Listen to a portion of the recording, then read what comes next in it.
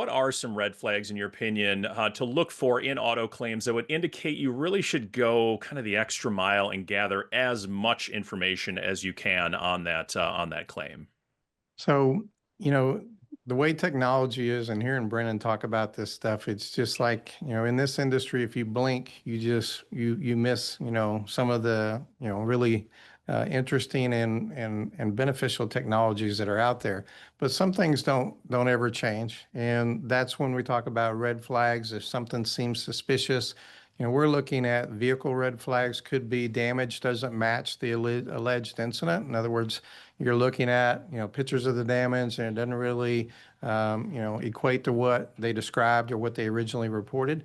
Recently or purchased or newly registered vehicles, so it's always a question. It just changed ownerships, that sort of thing. Salvage titles, out of state registration. So it could be vehicle related to the red flag, or could be something that comes up with the insured or the claimant.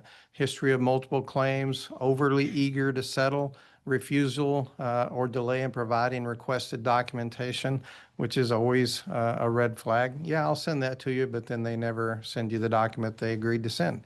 And then policy red flags, again, brand new policy. So there's a combination of things that adjusters just basically know what to look for, and they review this stuff, and we talk about it a lot in our training sessions because it's so important to distinguish, what's a red flag, what's questionable, why we would need to do additional investigation, a deeper dive into this, and what, it could mean the difference between, paying a claim that's not legitimate and it's in a line of claims that should have never been paid and no adjuster ever caught them, to one adjuster saying, you know what?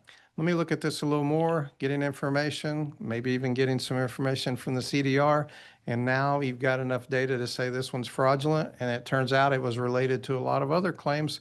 And you've ended up solving, something that's kind of does a greater good for the whole industry. People that, didn't deserve to get paid, that just kept going on because people were going through the motions and paying these claims. But you were different.